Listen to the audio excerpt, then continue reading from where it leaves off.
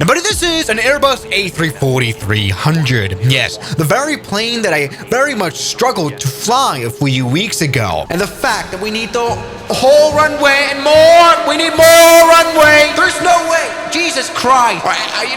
I know the reputation of the A340 is not that good, but I didn't expect this to be this bad. Yes, everybody, the Airbus A340, 200, and the 300 are known for being quite underpowered. Yes, if you've ever flown one, you really do notice that it takes quite a lot of runway to take off. Obviously, that's due to the engines that are mounted. These are, of course, CFM56, as we know, which are the engines that are also mounted to the Airbus A320. Even though we do have 4 of these, they're not enough to make this plane go, quick. I mean, compare that to like a big 777, which got huge GE90 plane engines, an incredibly huge engine as wide of a diameter as like a 737 as a plane. Quite ridiculous. Now, someone, while I was doing a live stream, asked me in the comments, well, why don't we put GE90 engines to an A340 and see how that could fly?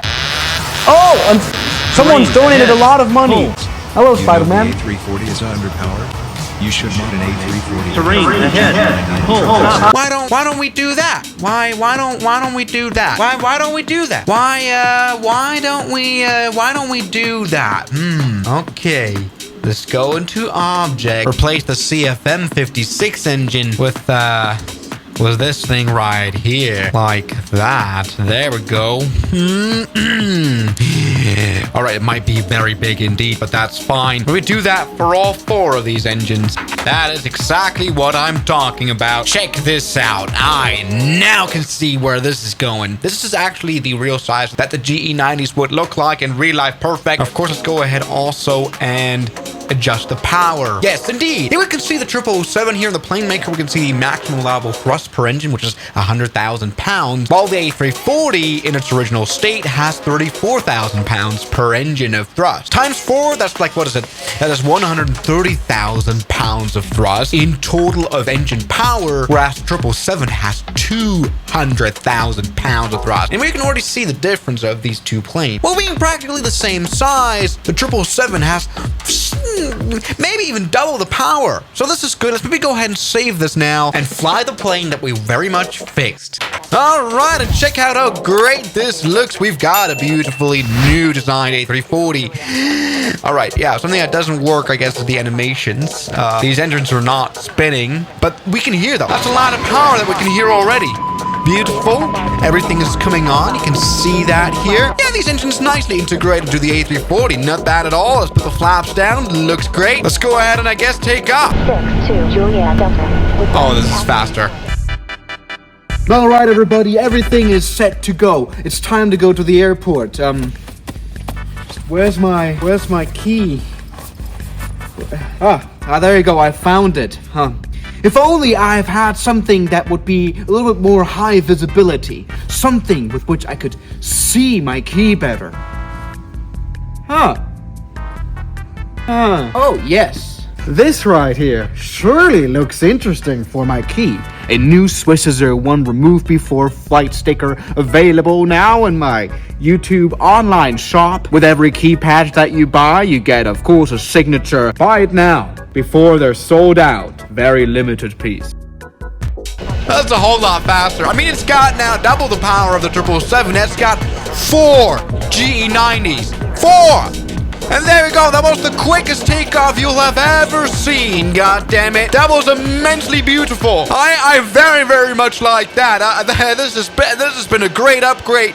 A very necessary upgrade. I mean, look at that. Taking off from this runway 28 without any winds at all, we were able to take off at like below 1/3 of the runway. If we compare that to the normal CFM56 A340, well, practically feels like stepping from a M3 to a 316i.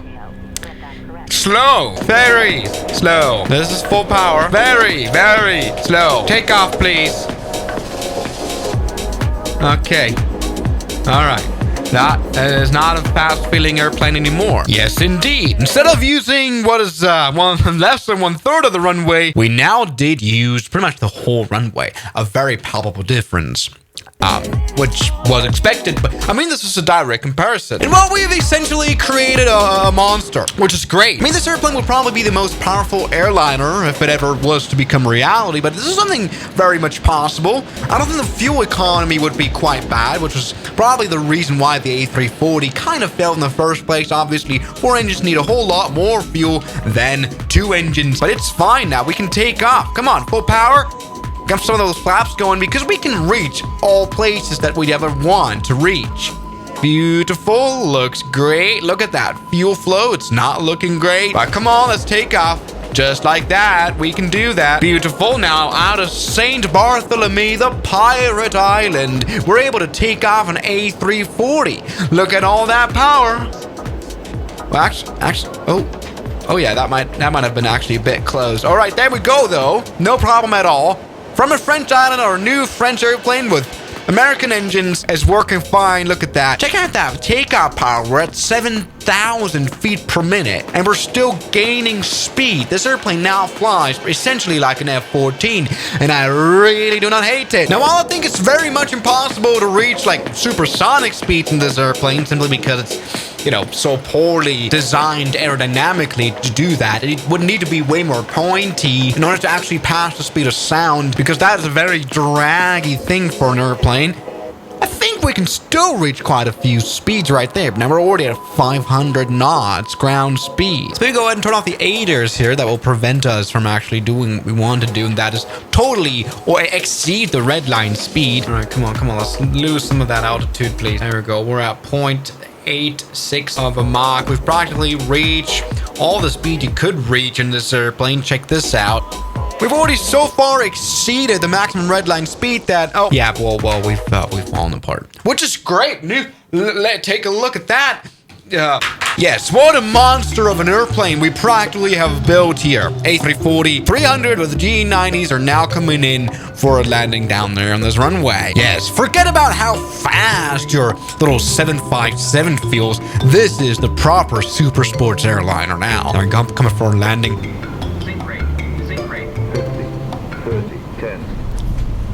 Oh, Jesus Christ, that's been quite hard, but due to the fat engines here, the fat reversers, we're able to properly stop. There we go. Check this out. I've never stopped so quickly in an airliner, and we're in an A340. Now, this is kind of like flying a Cybertruck around with incredible performance. There we go. Plane half as big as the islands just landed here. That's what I'm talking about. I really don't hate this at all. I'm a genius. Yes, let me tell you, there will never ever be again an A340 that overruns a runway. Finally, because we have created this very masterpiece right here. A masterpiece that can fly for around 2 hours. In fact, 5 hours on max. That is very, very much above the maximum. Yeah, I don't think this is a very realistic idea. Obviously, the H4 GE90 engines would take way too much fuel, would be way too expensive. At this point, you could fly the Concorde again. But maybe we can take off here. If this works, then we know we have no problem at all. Full power. Oh yeah, and there is a lot of power in this airplane. Let me tell you now, departing Courchevel Airport. There we go. Let's not crash, and we're not crashing at all. This A340 300 GE90 is flying like it should. A monster of a plane. So everybody, Airbus, take notes. And everybody, thank you guys so much for watching this video. And I'll see you guys tomorrow as always. Good night. And a special thanks goes out to my members, my supporters. Gunskiller, R27, James Deram, That Dude, Anime Gods of Gaming, Derek, Insider Plane, Nishijitsu Finder, Professional Jamal, Ryland Williams, and New the York. You've got beautiful names.